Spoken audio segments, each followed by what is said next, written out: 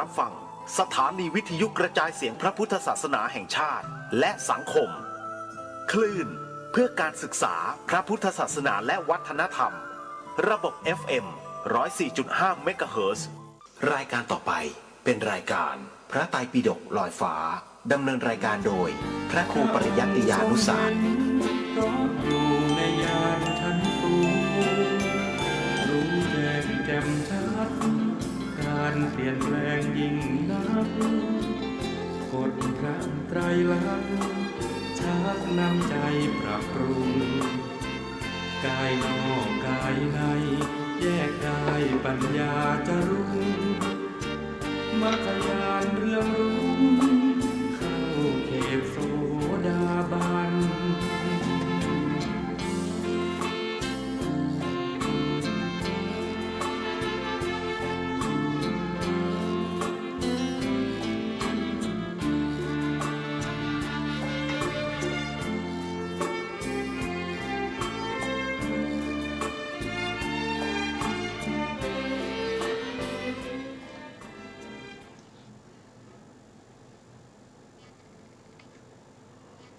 พุทธังสรณังคัจฉามิธัมมังสรณัง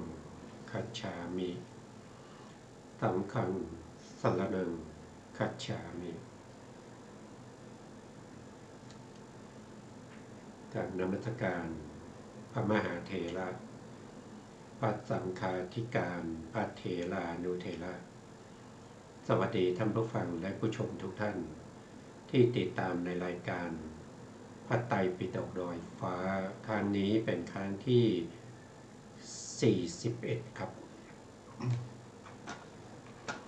ให้ดูนี้นึง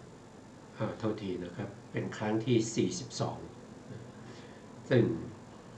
ครั้งนี้เราก็ยังพูดถึงในเรื่องของธรรมหมวด6หมวดในชัชฌกสูตรซึ่งพระพุทธองค์ได้ยกย่องในพระสูตรนี้ด้วยธรรม8หมวดด้วยกันธรรมนี้พระพุทธองค์ยกย่อง8บทเพราะฉะนั้นเราก็เข้ามาศึกษาในชัชฌกสูตรซึ่งเกี่ยวข้องกับเรื่องของวิปัสสนาด้วยเพราะชัชฌกสูตรเนี่ยพระพุทธองค์พูดถึงธรรม6หมวดแล้วก็หมวด6ทั้งการเกิดแล้วก็ความดับของธรรมเหล่านั้นด้วยเพื่อที่เราจะได้ไม่เสียเวลานะครับเราก็จะไปต่อจากครั้งที่แล้วนะครั้งที่แล้วเราพูดถึงครั้งที่แล้วเราก็พูดถึงในเรื่องของธรรม3ประการประชุมกันเป็นผัสสะนะครับก็ทบทวนนิดหนึ่งนะครับทำหมวด6หมวดได้แก่อะไรก็คือได้แก่1ก็คือได้แก่อายตนะภายใน6นะนี่คือหมวดที่1หมวดที่2ก็อายตนะภายนอก6หมวดที่3ก็คือวิญญาณ6นะหมวดที่4ก็คือผัสสะ6หมวดที่5ก็คือได้แก่เวทนา6หมวดที่6ก็คือได้แก่ตัณหา6แล้วเราก็พูดถึงแต่ละส่วนมาจนถึงข้อธรรมในข้อที่816นะครับใน816เนี่ยท่านจะพูดถึงการเกิดขึ้นของเวทนานะครับการเกิดขึ้นของเวทนา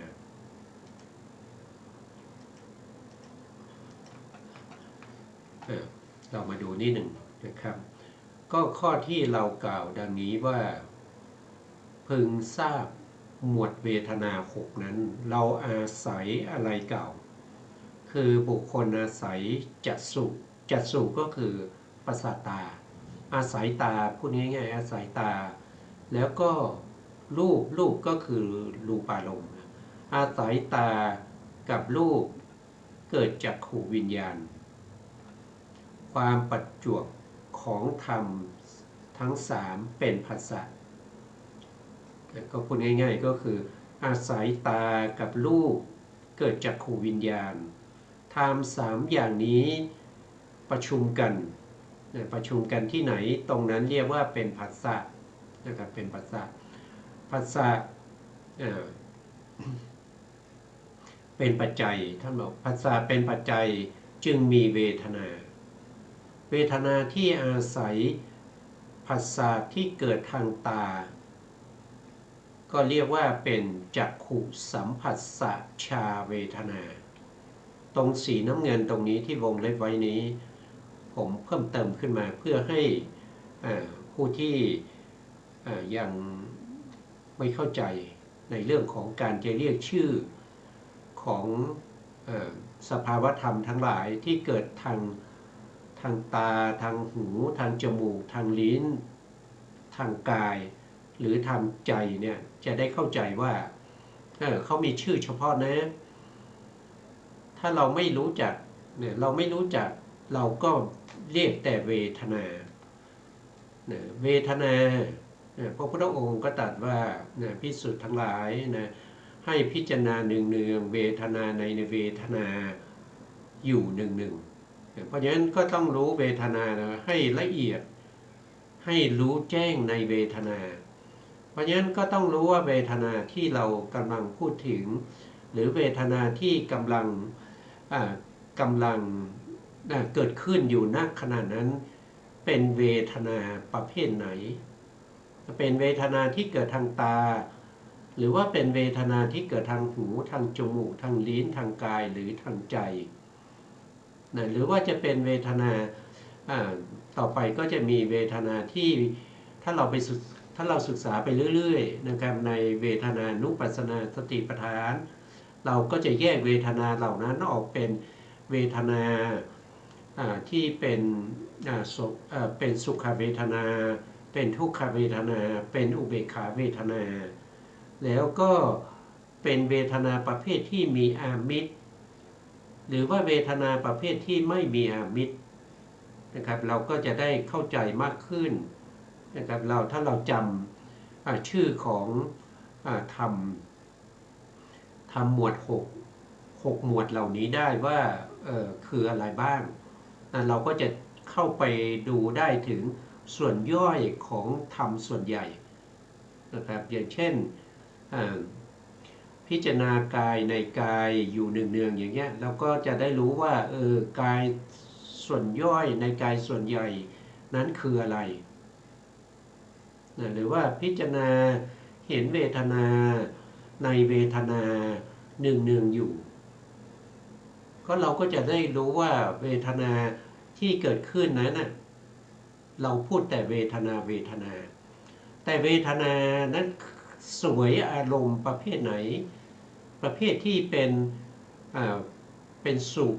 หรือว่าประเภทที่เป็นทุกข์หรือว่าประเภทที่เป็นอุเบกขาแล้วก็เวทนาที่กำลังเสวยนั้นเกิดมาทางไหนเกิดมาทางตาใช่ไหมเกิดมาทางหูทางจมูกทางลิ้นทางกายหรือเปล่าหรือว่าเกิดทางใจเวทนานั้นมีอามิตรไหมเวทนานั้นอาศัยเรือนหรือเปล่าหรือว่าเวทนาที่ไม่มีอามิตรเวทนาที่ไม่ได้อาศัยเรือนเป็นอย่างไรถ้าเราไม่รู้และก็ไม่เข้าใจสภาพเหล่านี้เนี่ยเราก็ปฏิบัติสติปัฏฐานสี่ไม่ได้นะครับคือหมายถึงว่าปฏิบัติได้แต่มันไม่เป็นไปในสติปัฏฐานสี่ของพระสัมมาสัมพุทธเจ้ามันเป็นสติปัฏฐานสี่ที่เราบอกแค่นั้นเองแต่มันเข้าไม่ถึงสติปัฏฐานสี่ที่แท้จริงเนี่ยไม่ถึงสติปัฏฐานสี่ในพระพุทธศาสนาถ้าเราไม่รู้เราต้องรู้นะครับเราต้องรู้การรู้ก็ต้องมีการจำเราต้องจำนะครับมันจำเป็นนะครับมันจำเป็นตอนนี้เราเรียนปริยัติเนี่ยปริยัตินี่เป็นพื้นฐานของสัจจญาณนะแล้วปริยัติเนี่ยเป็นพื้นฐานของสัจจญาณแล้วก็เป็นกิจจญาณแล้วก็เป็นกตญาณด้วยถ้าเราไม่รู้ปริยัติเนี่ยแล้ว มันก็ปฏิบัติไม่ได้อะเราไม่รู้ทฤษฎีอะเราจะไปเอ่อเราจะไปผสมสารต่างๆในวิทยาศาสตร์เนี่ยเราไปปฏิบัติวิทยาศาสตร์เช่นเราจะเอาสารสาร A ผสมกับสาร B แล้วมันจะออกมาเป็นอย่างนั้นอย่างนี้เนี่ยถ้าเราไม่รู้เนี่ยเราก็ทำไม่ได้สาร A ประมาณเท่าไหร่สาร B เท่าไหร่ในอุณหภูมิเท่าไหร่หรือว่าในสุญญากาศหรือว่าในอากาศปกติอย่างนี้เราต้องรู้ก่อนนะถึงจะปฏิบัติได้ถ้าเราปฏิบัติไม่ได้มันก็ทำไปเรื่อยๆแต่ไม่ได้ผลนะไม่ได้ผลนะครับไม่ได้ออกมาเป็นวิปัสสนาญาณมันไม่เข้าถึงนามรูปปริเฉทญาณอย่างเงี้ยมันก็เสียเวลาใช่ไหมครับเราไปปฏิบัติทุกวันเนี่ยมันเสียเวลานะเพราะเราปฏิบัติไม่ถูกอ่ะการปฏิบัติธรรมในพระพุทธศาสนามีถูกกับผิดนะมันไม่มีกลางๆนะครับถ้าผิดก็ผิดไปเลยผิดไปเนี่ยมันมีโทษด้วยนะครับมันมีโทษด้วยมันไม่ใช่ว่าผิดแล้วก็จบกันเนี่ยการปฏิบัติผิดเนี่ยมันเป็นมิจฉาทิฏฐินะยึดถือเขาเรียกว่าเป็นศีลพัตตปรมัสสะคือไม่มีปริยัติไม่เข้าใจแล้วก็เอามาปฏิบัติเป็นข้อวัดข้อประพฤติก็เป็นศีลพัตตปรมัสสะนะครับนั่นก็คือมีผลเป็นความทุกข์นะครับให้ผลได้ทั้งที่ปฏิสนธิการแล้วก็ปวัติการเพราะฉะนั้นปริยัติจึงมีความสำคัญนะครับปริยัตินี่เป็นยังเป็นเขาเรียกว่ายังเป็นอายุของพระพุทธศาสนาด้วยถ้ามีปริยัติเข้าใจในปริยัติเนี่ยเราจะปฏิบัติเมื่อไหร่ก็ได้เพราะเรารู้และเข้าใจวิธีการขั้นตอนในการปฏิบัติแต่มันก็นำไปสู่ในเรื่องของสัจจญาณกิจญาณแล้วก็กัตตญาณได้เป็นภาริยบุคคลได้นะอันนี้ก็เลยจำเป็นที่จะต้องรู้นะครับจำเป็นที่จะต้องรู้ต้องจำเมื่อพระพุทธองค์ได้แสดงถึงในเรื่องของเวทนาที่เกิดทางตานะครับก็คือจักขุสัมผัสสัชชาเวทนาแล้วตรงนี้ท่านก็จะย่อเอาไว้นะครับก็คือหมายถึงว่าผู้ที่เข้าใจแล้วก็สามารถที่จะขยายความตรงนี้ได้นะครับอย่างนี้ต้องขยายความตรงนี้นะครับการที่จะพิมพ์ทั้งหมดนี่มันก็จะทำให้มากมายนะครับการที่ผู้พิมพ์เนี่ยท่านพิมพ์ไว้แค่นี้นะครับย่อไว้แค่นี้เนี่ยก็เป็นเหตุเป็นปัจจัยให้เราได้ทบทวนความรู้ของเราด้วยนะครับว่านะครับเวทนาที่เกิดทางโสตเนี่ยโสตก็คือทางหูเนี่ยมันมีอะไรเป็นปัจจัยที่เราเรียกว่าโสตสัมผัสสชาเวทนานะครับตรงนี้ผมก็เพิ่มเข้าไปนะครับว่าอันนี้มันเป็นตรงนี้นะตรงนี้ก็คือเราก็เปลี่ยนไปตรงนี้ก็เป็นโสตใช่ไหมครับตรงนี้ก็เป็นโสตตรงนี้ก็เป็นโสตสัมผัสสชาเวทนาเราก็มาดูว่าโสตสัมผัสสชาเวทนาเนี่ยเกิดขึ้นได้อย่างไรนะครับท่านก็บอกว่าอาศัยโสตก็คือประสาทหูอาศัยโสตและเสียงเกิดโสตวิญญาณโสตวิญญาณนี้เป็นจิตนะจิตนี้อาศัยโสตประสาทเกิดขึ้นแล้วก็ไปรู้เสียงนั้นเป็นอารมณ์ให้แก่โสตวิญญาณธรรมะ3อย่างนี้ประชุมกันก็เกิดเป็นผัสสะนั้นก็จะเรียกว่าเป็นโสตสัมผัสสะโสตสัมผัสสะเป็นปัจจัยให้เกิดเวทน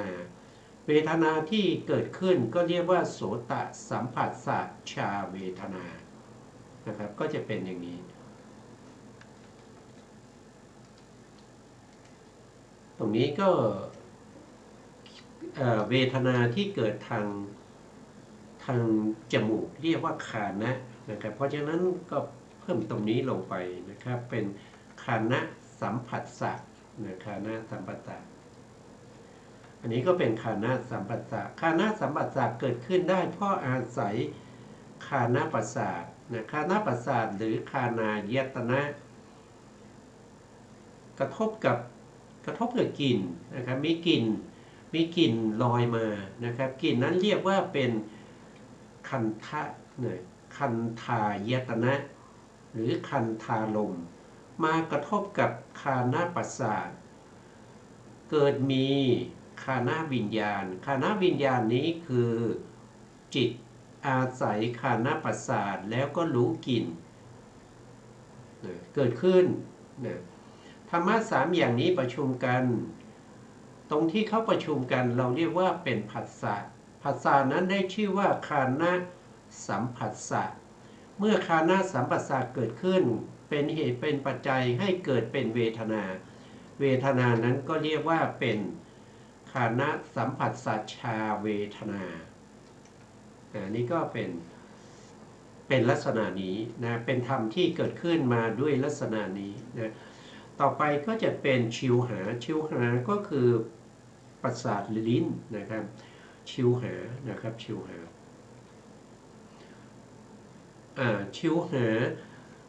อาศัยชิวหาและลักษะคือลดนะครับอาศัยลักษะ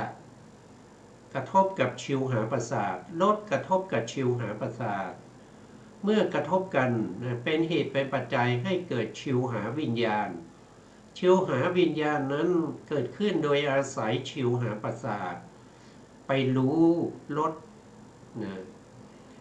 เมื่อธรรมะสามอย่างประชุมกันก็เป็นผัสสะนั้นเรียกว่าชิวหาสัมผัสสะผัสสะนั้นเป็นเหตุเป็นปัจจัยให้เกิดเวทนานั้นเรียกว่าเป็นชิวหาสัมผัสสะชาเวทนาก็จะเป็นอย่างนี้นะครับเป็นอันนี้เป็นสภาวธรรมเขาเป็นอย่างนี้นะเขาเป็นอย่างนี้เขาเกิดขึ้นอย่างนี้ไม่ได้มีใครมาบังคับไม่ได้มีใครมาชี้นิ้วสั่งการบังคับบัญชาให้เขาเป็นไปอย่างนี้นะเขาเป็นไปด้วยธรรมชาติโดยธาตุโดยเหตุโดยปัจจัยที่เขาเป็นนะไม่มีใครบังคับไม่มีใครมาห้ามเขาได้นะครับเมื่อมีกายสัมผัสสะนะครับถูกกระทบด้วยโผฏฐัพพะก็คือความแข็งความหย่อนความเย็นความร้อนและก็ความตึงความหย่อนพวกนี้กระทบกับกายประสาททำให้เกิดกายวิญญาณเกิดกายวิญญาณพอเกิดธรรมะสามอย่างนี้แล้วเข้าไปห้ามมันได้ไม่ให้มันเกิดผัสสะไม่ต้องเกิดนะไม่ได้นะครับธรรมชาติเขาเป็นอย่างนั้นเมื่อธรรมะสามอย่างนี้พร้อมบริบูรณ์ณจุดที่เขากระทบกันนั้นก็เป็นผัสสะนั้นเรียกว่ากายสัมผัสสะเมื่อมีกายสัมผัสสะนั้นก็เป็นเหตุเป็นปัจจัยให้เกิดเป็นเวทนานั้นเราเรียกว่าเป็นกายสัมผัสสัจชาเวทนาอันนี้ก็คือสภาวธรรมที่เกิดขึ้นนะนี่ก็เป็นธรรมเท่าไหร่เป็นธรรมหมวดที่เท่าไหร่นะครับหนึ่งคืออายตนะนะเรียกว่าสลายตนะเป็นอายตนะภายในสองก็อายตนะภายนอกก็เรียกว่าเป็นรูปายตนะสัทธายตนะรัสสายตนะ แล้วก็โผฏฐัพพายตนะเป็นอายตนะภายนอกกระทบกับอายตนะภายในก็เกิดเป็นธรรมหมวดที่3เรียกว่าวิญญาณวิญญาณก็มี6หมวดที่3เกิดขึ้นก็เป็นหมวดที่4หมวดที่4ก็คือผัสสะ6จากผัสสะ6ก็เป็นหมวดที่5หมวดที่5ก็คือเวทนา นะครับก็มีเวทนาเป็นหมวด5 เราได้ในปัญจทวารแล้วนะครับในทางตาทางหูทางจมูกทางลิ้นทางกายแล้วต่อไปเราก็ไปทางใจทางใจเราก็จะเรียกว่าเป็นทางมโนนะครับท่านก็บอกว่าอาศัยมโนอาศัยมโนในที่นี้ก็หมายถึงภวังคจิตนะหมายถึงภวังคจิตบางครั้งเนี่ยคำว่ามโนเนี่ยในวิถีในวิถีจิตเนี่ยก็หมายถึงภวังคจิตแล้วก็วัชนะจิตด้วยคือมโนทวารวัชนะจิตทั้งสองเนี่ยจิตทั้งสองนี้เป็นมโนพูดโดยวิถีนะพูดโดยในแห่งวิถีนะแต่เราไม่ได้พูดถึงการจำแนกโดยธาตุถ้าเป็นธาตุเนี่ยมโนก็จะเป็นสัมปติชนะจิต2แล้วก็ปัญจทวารวัชนะจิต1นะแต่ตรงนี้เราพูดถึงวิถีจิตวิถีจิตก็คือการเกิดติดต่อกันของจิตนะครับของจิตดวงที่1เกิดขึ้นแล้วก็ดับไปดวงที่2ก็เกิดขึ้นแล้วก็ดับไปเกิดติดต่อกันไปอย่างนี้เป็นเส้นเป็นสายนะเป็นเส้นเป็นสายเป็นธรรมชาติตั้งแต่เราปฏิสนธิมาเราเกิดมานะครับไปจนถึงเราตายหรือพูดง่ายๆก็คือแม้กระทั่งอดีตชาตินะอดีตชาติในภพก่อนเนี่ยเราเป็นใครไม่รู้อยู่ในภพไหนก็ไม่รู้เราก็มีจิตอย่างนี้มาเรื่อยๆจนถึงจิตดวงสุดท้ายในภพก่อนคือจุติจิตเมื่อจุติจิตดับไปก็ไม่มีระหว่างขั้นนะก็จะมีจิตที่เป็นปฏิสนธิจิตเกิดขึ้นติดต่อกันกับจุติจิตแต่อยู่คนละภพชาติในภพก่อนดวงสุดท้ายเรียกว่าจุติจิตมาในภพนี้จิตดวงแรกเราเรียกว่าปฏิสนธิจิต2ดวงนี้เกิดขึ้นติดต่อกันโดยไม่มีระหว่างขั้นคือจุติจิตดับไปปุ๊บปฏิสนธิจิตเกิดทันทีอันนี้ก็เป็นสภาวธรรมที่เป็นไปโดยธรรมชาติแล้วก็ในปัจจุบันนี้เราก็มีจิตที่เกิดดับติดต่อกันไปเรื่อยๆนะครับไปเรื่อยๆตื่นนอนหลับไปก็ภวังคจิตเกิดดับไปเรื่อยๆนะครับตรงนี้ก็เป็นมโนก็คือหมายถึงภวังคจิตแล้วก็อาวัชนะจิตคือมโนทวารวัชนะจิตนะครับกระทบกับอะไรกระทบกับอารมณ์ทางใจการนึกคิดถึงสิ่งต่างๆนั้นเราเรียกว่าเป็นธรรมารมณ์นะเมื่ออาศัยมโนกับธรรมารมณ์แล้วก็เกิดมโนวิญญาณมโนวิญญาณก็คือจิตทั้งหมดนะครับจิตทั้งหมดที่ยกเว้นเฉพาะจิตที่เป็นทวิปัญจวิญญาณจิต10แล้วก็มโนธาตุ3ยกเว้นไป13ดวงจิตทั้งหมด89ยกเว้น13นะยกเว้น13ก็เหลือ76นะครับก็เหลือ76จิต76เหล่านั้นนะครับก็เรียกว่าเป็นมโนวิญญาณมโนวิญญาณแต่มโนวิญญาณเหล่านั้นนะครับที่เกิดขึ้นในวิถีได้นะครับบางท่านในใจสงสัยว่าสัมปติชนะจิตเนี่ยสัมปติชนะจิต2ดวงที่เป็นอุเบกขานะครับที่เป็นอุเบกขาและทำหน้าที่เป็นปฏิสนธิจิตภวังคจิตแล้วก็จุติจิตจัดเป็นมโนวิญญาณตรงนี้หรือไม่นะครับก็ตอบว่าจัดอยู่ในตรงนี้ด้วยนะครับในขณะที่เขาทำหน้าที่ตัทาลัมมนะในมโนทวารวิถีทำหน้าที่ตัทาลัมมนะก็คือรับอารมณ์ต่อจากชวนะนะครับก็ถือว่าเป็นมโนวิญญาณแต่ถ้าเขาไปทำหน้าที่ภวังคจิตนะครับก็เรียกว่าเป็นมโนตรงนี้นะเป็นมโนตรงนี้ทำหน้าที่ปฏิสนธิจุติ แล้วก็ภวังคจิตก็อาศัยมโนตรงนี้เขาก็ไปทำหน้าที่ตรงนี้ทำหน้าที่กระทบกับธรรมารมณ์นะครับธรรมารมณ์แล้วก็เกิดเป็นมโนวิญญาณมโนวิญญาณเนี่ยเห็นได้ง่ายๆเลยนะครับส่วนมากก็จะเป็นประเภทจิตที่เป็นกุศลเนี่ยจิตที่เป็นกุศลจิตที่เป็นอกุศลหรือว่าจิตที่เป็นมหากิริยาอย่างเงี้ยนะครับก็จะเป็นมโนทวารวิถีโทษทีมโนทวารวิญญาณนะครับก็มีทั้งจิตที่เป็นฌานด้วยนะครับประเภทที่เป็นรูปฌานรูปกิริยาด้วยนะครับแล้วก็บางครั้งก็รวมไปถึงตรงนี้เรายังไม่พูดถึงเพราะว่าเรายังอยู่ในสติปัฏฐานเป็นโลกิยะนะครับเราจึงไม่พูดถึงมรรคจิตผลจิตนะครับที่เป็นมโนวิญญาณเหมือนกันเราพูดเฉพาะในส่วนที่เป็นโลกิยะนะครับ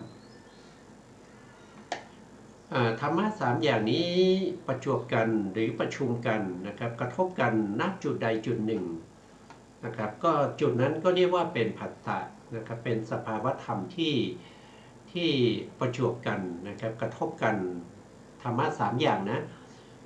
กระทบกัน2อย่างไม่เรียกว่าผัสสะนะครับต้องกระทบกันธรรมะต้อง3อย่างอายตนะภายในอายตนะภายนอกแล้วก็มีวิญญาณนะครับเกิดขึ้น3อย่างนี้ก็จะเรียกว่าเป็นผัสสะเมื่อผัสสะเกิดขึ้นผัสสะก็เป็นปัจจัยนะครับเป็นปัจจัยให้เกิดเวทนานะครับให้เกิดเวทนาตรงนี้ครับผมก็เติมเข้าไปนิดหนึ่งนะครับตรงนี้ก็เป็นเวทนาที่เกิดทางใจนะครับก็เรียกว่า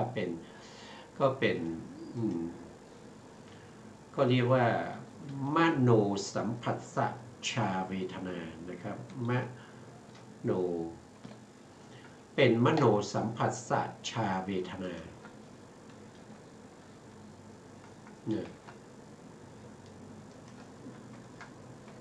เดี๋ยวก็เพิ่มเติมก็จะต้องมีการแก้ไขข้อความนะครับไม่ได้แก้ไขข้อความนะครับจัดวรรคตอนจัดเป็นวรรคเป็นตอนให้มันเหมาะสมนะครับให้มันเหมาะสมกับหน้าจอที่เรากำลังพูดถึงอยู่นี่ก็เป็นเขาเรียกว่าเป็นเวทนา6เวทนา6นี้เป็นธรรมหมวดที่5นะครับมีอยู่6ข้อด้วยกันมีอยู่6ข้อด้วยกัน6ข้อก็คือ1ก็คือจักขุสัมผัสสะชาเวทนา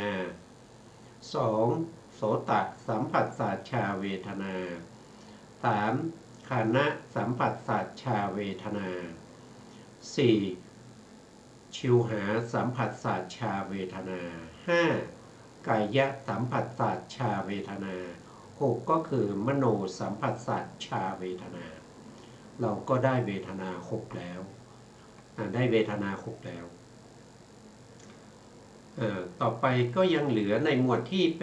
ป็นตัณหา6นะครับมีตัณหา6ซึ่งเป็นหมวดที่6แล้วก็มีอยู่6ข้อ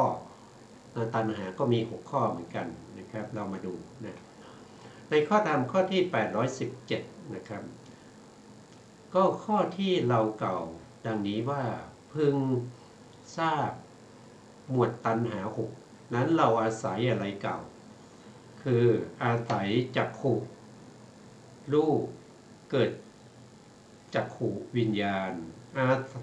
ความประชุมความประจบกันของธรรม3อย่างนะครับเป็นผัสสะเป็นปัจจัยให้เกิดเวทนาเป็นปัจจัยให้เกิดตัณหา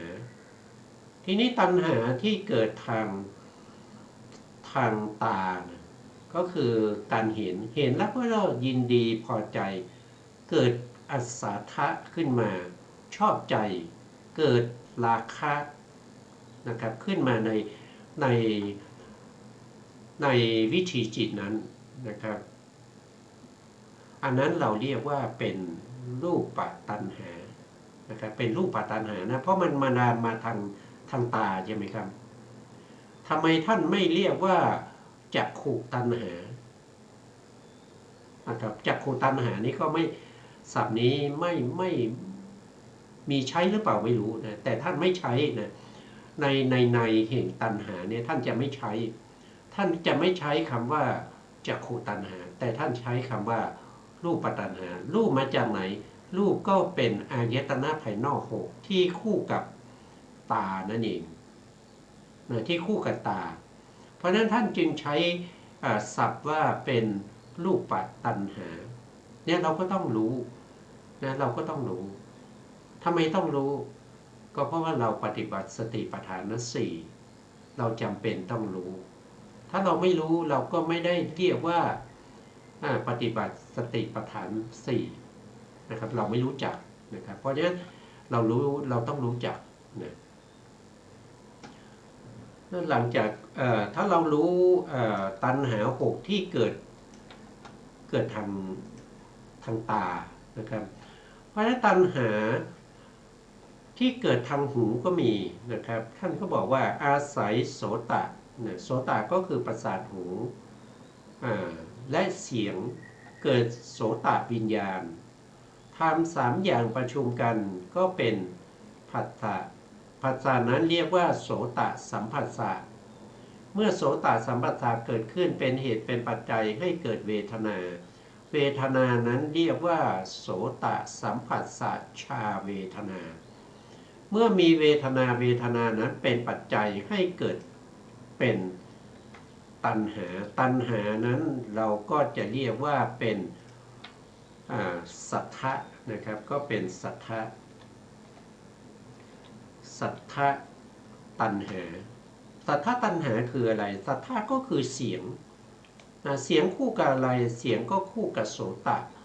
ตก็คือประสาทหูก็คือเกิดทางหูแต่เกิดทางหูเนี่ยถ้ามันใช้กับตัณหาก็จะใช้คำว่าสัทธะตัณหาสัทธะตัณหาต่อไปก็คือเกิดทางจมูกนะครับเกิดทางจมูกนะท่านก็บอกว่าเราอาศัยนะฆานะและกลิ่นนะเกิดฆานะวิญญาณทำสามอย่างประจวบกันเรียกว่าเป็นผัสสะที่เกิดทางจมูกก็เรียกว่าฆานะสัมผัสสะเมื่อเกิดฆานะสัมผัสสะเป็นเหตุเป็นปัจจัยให้เกิดเวทนานั้นเรียกว่าฆานะสัมผัสสะชาเวทนาฆานะสัมผัสสะชาเวทนาเป็นเหตุเป็นปัจจัยให้เกิดเป็นตัณหานั้นเราเรียกว่าเป็นคันธะนะครับเรียกว่าเป็นคันธะนะหรือคันธารมณ์นั่นเองคันธะนะครับคันธะตัณหานะครับตัณหาที่เกิดทางจมูกเรียกว่าเป็นคันธะตัณหาคันธะตัณหาต่อไปนะครับต่อไปก็คือทางประสาทลิ้นนะครับอาศัยชิวหาหรือชิวหานี่ก็คือประสาทลิ้นนะครับกระทบกับ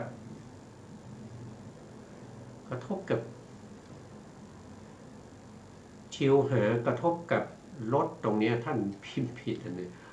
และรสนะครับตรงนี้รสนะครับ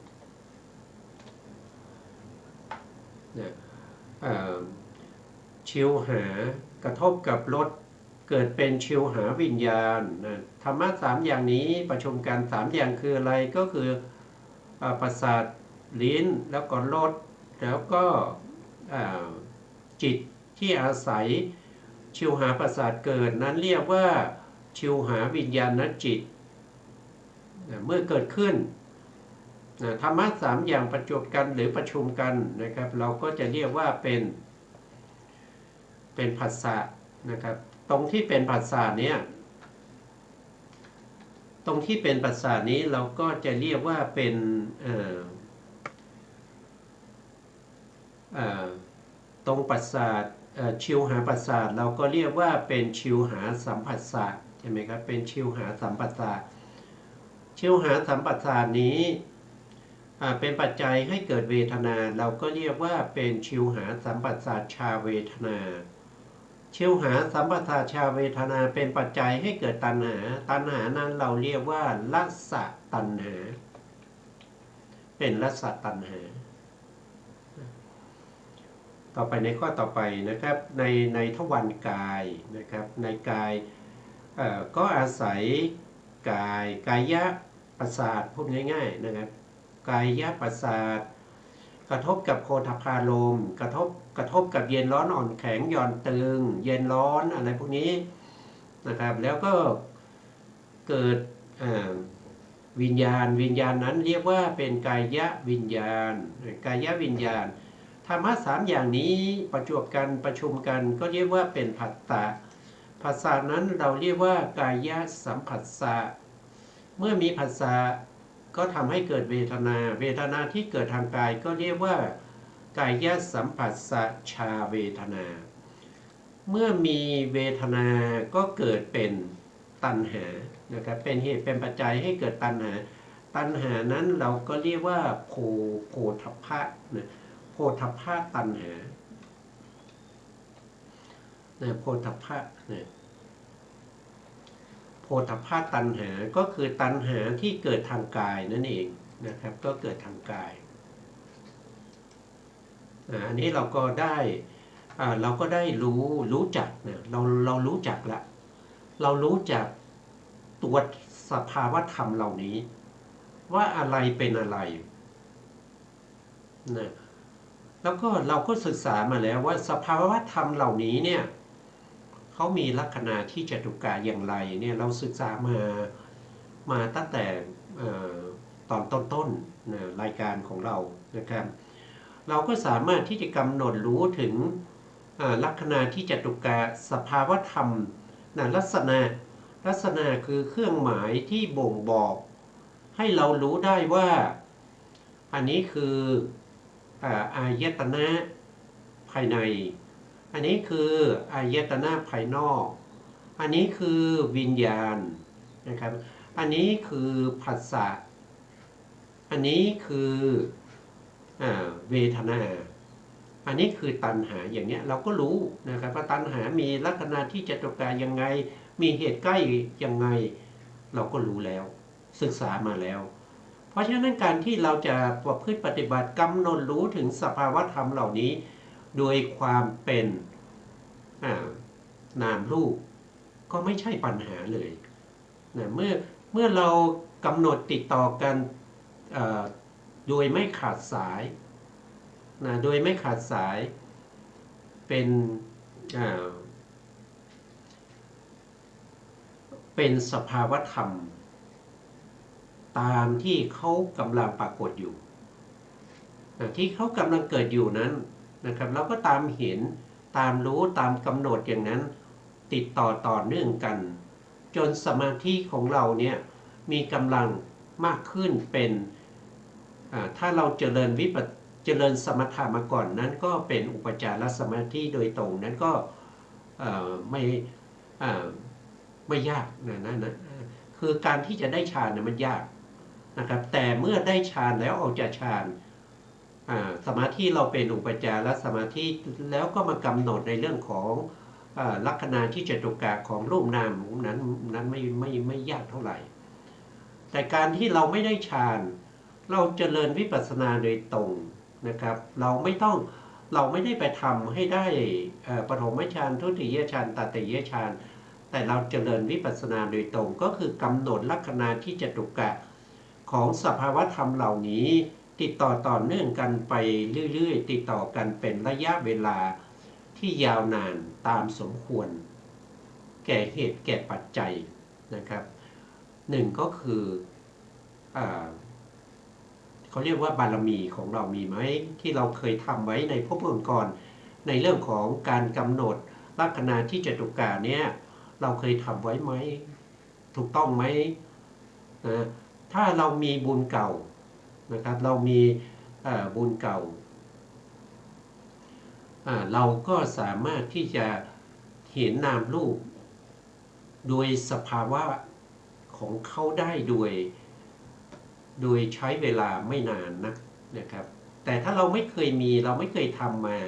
เราเพิ่งมาทำเนี่ยก็ต้องใช้เวลานานนะต้องใช้เวลานานนะครับให้สมกับสมกับพระธรรมคำสั่งสอนของพระพุทธเจ้าได้มาด้วยความยากลำบากใช้เวลาบ่มเพาะบารมีเหล่านี้มาถึง4 อสงไขยแสนมหกัปกว่าจะได้วิชานี้มาเราอยู่เรามาเดินจงกรมนั่งสมาธิกำหนดรู้ลัคนาที่จตุกะ4-5 วันหรือเดือน 2 เดือนแล้วก็จะให้ได้วิปัสสนาญาณเลยมันจะง่ายเกินไปนะครับมันไม่สมควรแก่ธรรมที่ได้มาด้วยยากของพระสัมมาสัมพุทธเจ้านี่ก็ผมก็เน้นอยู่เสมอนะครับเพราะว่าไม่อยากจะให้บางคนเนี่ยเกิดอะไรเกิดการหลงนะครับหลงไปในธรรมที่เป็นศีลพัตตปรมัสสะหรือว่าหลงไปในการยึดถือข้อวัดข้อปฏิบัติในทางที่ผิดนะมันมีโทษนะครับมันมีโทษ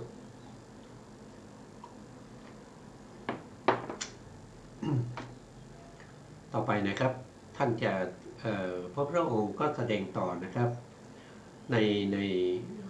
ในข้อที่6นะครับในเรื่องของตัณหาข้อที่6นะอาศัยมโนนะมโนนี้เรารู้แล้วคืออะไรธรรมารมณ์นะธรรมารมณ์ก็คือการนึกคิดนะครับไม่ใช่ได้เห็นนะไม่ใช่ได้เห็นไม่ใช่ในขณะที่วิถีที่เห็นไม่ใช่ในขณะที่กำลังได้ยินไม่ใช่ในขณะที่กำลังได้กิน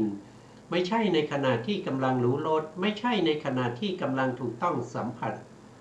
แต่เป็นการนึกคิดเอานะครับเมื่อนึกคิดเอาสภาวธรรมที่การนึกคิดนั้นเราเรียกว่าเป็นธรรมารมณ์นึกคิดถึงบุญนึกคิดถึงบาปนะครับไม่ใช่ไปนึกคิดถึงรูปร่างสันฐานไม่ใช่ไปนึกคิดถึงผู้หญิงผู้ชายนะไม่ใช่อย่างนั้นนะครับธรรมารมณ์ที่นี้นะครับเราพูดถึงสติปัฏฐานเพราะฉะนั้นธรรมารมณ์ที่นี้ที่นึกคิดเนี่ยมันก็คือได้แก่สุขุมรูปถ้าเป็นรูปก็ได้แก่สุขุมรูปนะแล้วก็ประสาทรูป5สุขุมรูป16นะครับหรือเป็นจิตนะครับจิตก็สามารถนึกคิดได้นะครับทั้งก็ยกเว้นจิตที่เป็นโลกุตระนะครับก็คือมรรคผลแล้วก็นึกคิดถึงจิตที่เป็นเนวสัญญานาสัญญายตนะฌานทั้ง3จิตเหล่านี้ไม่ควรนึกคิดนะครับเพราะว่าเขาเป็นอารมณ์ที่ข้ามพ้นจากสติปัฏฐานไปแล้วเพราะฉะนั้นเรานึกคิดสิ่งเหล่านี้เขาเป็นขันธวิมุตตินะครับมรรคจิตผลจิตเนี่ยเขาเป็นขันธวิมุตติแต่เนวสัญญานาสัญญานั้นมีสภาวะธรรมที่ละเอียดมากจะมีก็เหมือนไม่มีจะไม่มีก็เหมือนมีเพราะฉะนั้นเป็นอารมณ์ที่ละเอียดมากก็ไม่สามารถที่จะนำมาเป็นอารมณ์ในการกำหนดรู้ในเรื่องของนามรูปปริเฉทญาณต้องเว้นตรงนั้นออกไปนะครับการปฏิบัติสติปัฏฐาน4ก็ให้ยึดถืออารมณ์ที่ปรากฏชัดเจนนะครับอารมณ์อะไรที่ปรากฏชัดเจนเราก็จะกำหนดอารมณ์นั้นก่อนนะแต่ถ้าเราอารมณ์ที่ปรากฏไม่ชัดเจนนะครับเราก็ต้องเว้นไปนะครับเราอย่าไปนึกคิดถึงอารมณ์ที่ปรากฏไม่ชัดเจนนะให้จิตของเราเนี่ยเป็นไปกับอารมณ์ที่ปรากฏชัดเจนที่เป็นธรรมารมณ์ที่มากระทบกับมโนกระทบกับมโนก็คือกระทบกับภวังคจิตแล้วก็กระทบกับอาวชนะจิตนะทำให้เกิดเป็นวิถีขึ้นมา นะเราต้องกำหนดสภาวะธรรมที่ปรากฏชัดเจนนะเพราะมันจะง่ายต่อการประพฤติปฏิบัติ ในการที่เราจะเห็นลักษณะของรูปนามเหล่านั้นได้ง่ายเราจะเห็นเหตุและปัจจัยของรูปนามเหล่านั้นได้ง่ายถ้าละเอียดมากมีก็เหมือนไม่มีไม่มีก็เหมือนมีอย่างเนี้ยอย่าเลยนะครับอย่าใช้นะเพราะว่าไม่มีใครที่คือหมายถึงว่าไม่มีใครก็ไม่คือหมายถึงว่าผู้ที่เขาอย่างเช่นพระสัมมาสัมพุทธเจ้าเนี่ยท่านรู้นะพระปัจเจกเนี่ยท่านรู้พระอริยบุคคลทั้งหลายเนี่ยท่านก็รู้แต่เรายังไม่เข้าถึงความเป็นอริยบุคคลนะครับเราอยู่ในเบื้องต้นเพราะฉะนั้นเราก็ให้พิจารณาแต่สภาวะธรรมที่ปรากฏชัดเจนไปก่อนอาศัยมโนและธรรมารมณ์เกิดมโนวิญญาณความประจบของธรรม3ประการนั้นเป็นผัสสะผัสสะนั้นเราเรียกว่าเป็นมโนสัมผัสสะนะครับมโนสัมผัสสะเป็นปัจจัยให้เกิดเวทนาเวทนานั้นเราเรียกว่ามโนสัมผัสสะชาเวทนามโนสัมผัสสะชาเวทนาเป็นปัจจัยให้เกิดตัณหาตัณหานั้นเราเรียกว่าเป็นธรรมะตัณหานะครับก็เป็นธรรมะตัณหานะครับธรรมะตัณหาก็รู้ว่าตัณหานี้เกิดทางมโนทวารนะครับข้อที่เรากล่าวดังนี้ว่าพึงทราบหมวด6นั้นเราอาศัยนะครับตรงนี้เดี๋ยวต้องจัดว่าตอนใหม่นะครับเพราะว่าเราอาศัยตัณหานี้เราอาศัยตัณหานี้กล่าวแล้วนะนี้ทำหมวด6หมวดที่6นะครับทำ6หมวดทำหมวด6ข้อนะครับแต่ละข้อมี6นะครับ6หมวดจำได้นะครับทบทวนนิดหนึ่งก็ได้นะครับก็คืออายตนะภายในโหอายตนะภายนอกโหวิญญาณโหผัสสะโหเวทนาโหแล้วก็ตัณหาโหนะครับตอนนี้เราก็จบในสภาวะของ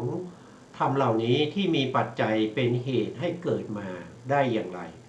นะครับต่อไปในข้อธรรมที่818นะตรงนี้ผมสรุปอีกทีนะครับว่าที่เรากล่าวมาเนี่ยเราได้เคยกล่าวไปหลายครั้งแล้วนะครับว่าสภาวะธรรมที่เกิดขึ้นนะครับต้องอาศัยปัจจัยหลายปัจจัยนะถึงจะทำให้สภาวะธรรมนั้นเกิดขึ้นธรรมที่เป็นปัจจัยหลายปัจจัยเนี่ยเป็นเหตุเป็นปัจจัยให้เกิดสภาวะธรรมที่เป็นปัจจยุบันก็คือเป็นผลปัจจยุบันที่เกิดขึ้นนั้นเขาก็ไม่ได้เกิดเฉพาะอย่างใดอย่างหนึ่งนะครับเขาก็เกิดขึ้นมาพร้อมๆกันหลายผลนะแต่ที่เราศึกษามาที่พระพุทธองค์ทรงแสดงไว้เนี่ยนะครับอย่างเช่นนะครับผัสสะนี้เกิดจากธรรมะ3อย่างประชุมกันอย่างเงี้ยหรือว่าวิญญาณเนี่ยเกิดจากการอาศัยประสาทอายตนะภายนอกกับอายตนะภายในเกิดเป็นวิญญาณอย่างเงี้ยอันนี้เป็นสภาวธรรมที่ศึกษาแล้วก็เข้าใจง่ายแต่ถ้าจะเอามาศึกษาตามความเป็นจริงกระจัดกระจายไปเนี่ยมันมากมายนะมันมากมายเนี่ยจะทำให้ผู้เรียนเนี่ยเกิดความสับสนวุ่นวาย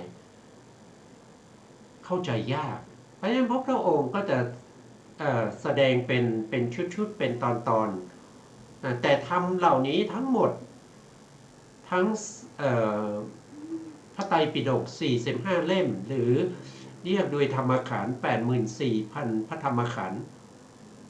เหล่านี้เนี่ยเป็นสภาวะธรรมที่เกี่ยวเนื่องกันนะโยงใยกันหมดเป็นเหตุเป็นปัจจัยซึ่งกันและกันไปหมดเหตุก็มีหลายเหตุอย่างเช่นมีอกุศลเหตุกุศลเหตุนะสาธารณเหตุหรือว่ามีโลภะเหตุโทสะเหตุโมหะเหตุโลภะเหตุโทสะเหตุโมหะเหตุเนี่ยมันมีมากมายแล้วปัจจัยก็มี24ปัจจัยถ้าว่าโดยพิสดารไปก็มี47หรือ52อย่างเงี้ยแล้วก็ปัจจุบันก็คือสภาวะธรรมที่เกิดจากเหตุสังขารธรรมทั้งหลายที่เกิดจากเหตุเหล่านั้นเป็นปัจจุบันเพราะสังขารธรรมเนี่ยถูกปรุงแต่งด้วยปัจจัยสังขารธรรมได้แก่อะไรก็คือได้แก่จิตได้แก่เจตสิกได้แก่รูปก็นี้เป็นสังขารธรรมจิตก็มีถึง89เจตสิกก็มีถึง52รูปก็มีถึง28เนี่ยมันมีมากมายนะมันมีมากมายไม่ใช่มีอย่างเดียวนะแต่ทั้งหมดทั้งมวลเนี่ยที่แสดงเป็นส่วนๆก็เพื่อความรู้ความเข้าใจแก่ผู้ที่ศึกษาแต่ผู้ศึกษาต้องเข้าใจว่าธรรมที่เกิดขึ้นมาจากเหตุมาจากปัจจัยหลายปัจจัยธรรมนั้นถึงจะเกิดขึ้นแล้วธรรมที่เกิดขึ้นไม่ใช่เกิดขึ้นเฉพาะอย่างเดียวแต่เกิดขึ้นหลายปัจจัยุบันมาจากหลายเหตุหลายปัจจัยทำให้เกิดปัจจัยุบันหลายปัจจัยนะครับเราก็มาดูนะครับมาดูต่อนะครับในหน้าที่489ข้อธรรมข้อที่818นะครับพระองค์กล่าวว่านะครับผู้ใดกล่าวอย่างนี้ว่าจักษุเป็นอัตตานะครับก็คือประสาทเนี่ยประสาทตาเนี่ยเป็นอัตตาหรือเป็นตัวเป็นตนนะตรงนี้ถ้าผู้ใดเห็นว่าตานี้เป็นตัวเป็นตนตานี้เป็นของเราตานี้เป็นของฉันมีตาอยู่ในฉันอยู่ในตาเนี่ยพวกนี้เป็นคำพูดที่เป็นของบุคคลที่เป็นมิจฉาทิฏฐินะเป็นของมิจฉาทิฏฐิถ้าใครมีความรู้สึกอย่างนี้นั่นแสดงว่าเราเป็นมิจฉาทิฏฐินะครับพระพุทธองค์ตรัสว่านะครับจักษุผู้ใดเห็นว่าจักษุเป็นอัตตาคำของผู้นั้นไม่ควรจักษุย่อมปรากฏแม้ความเกิดจักษุเนี่ยปรา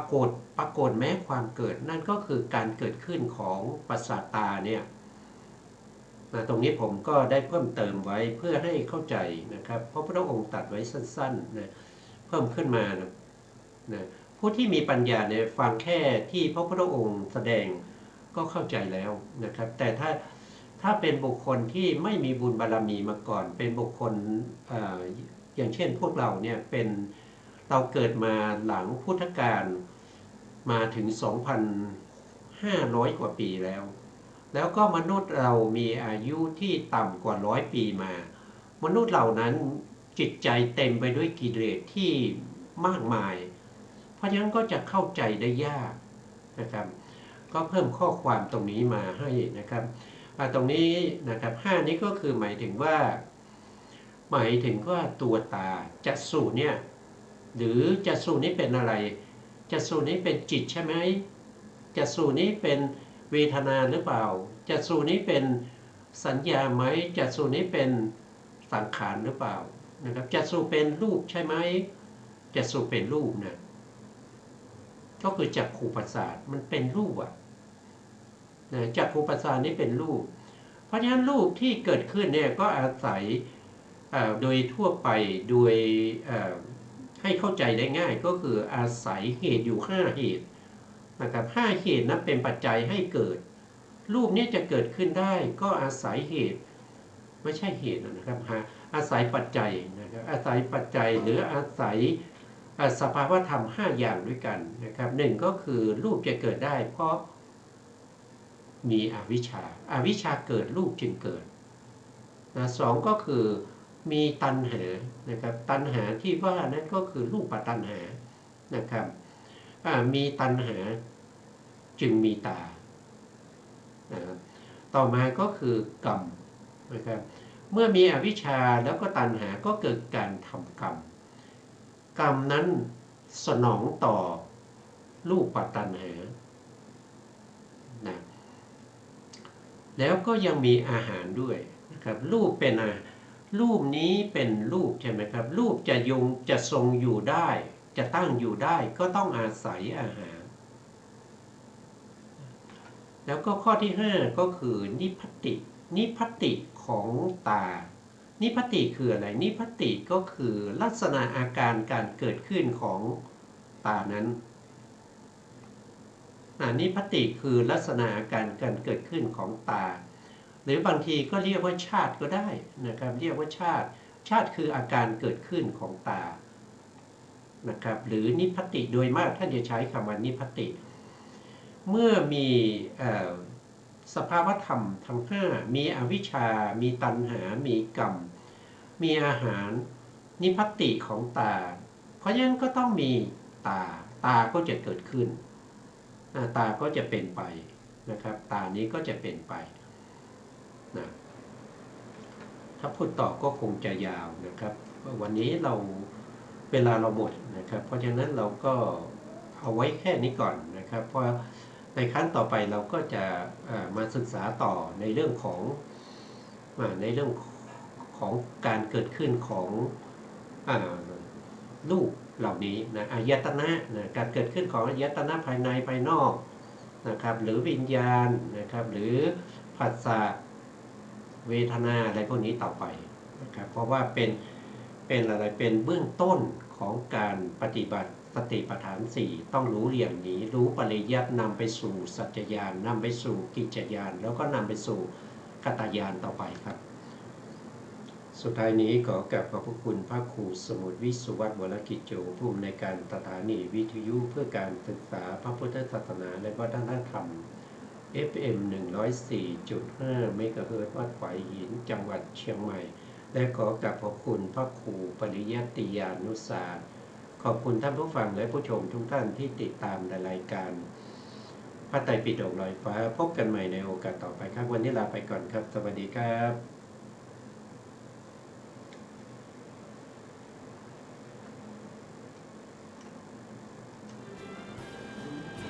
แจ่ม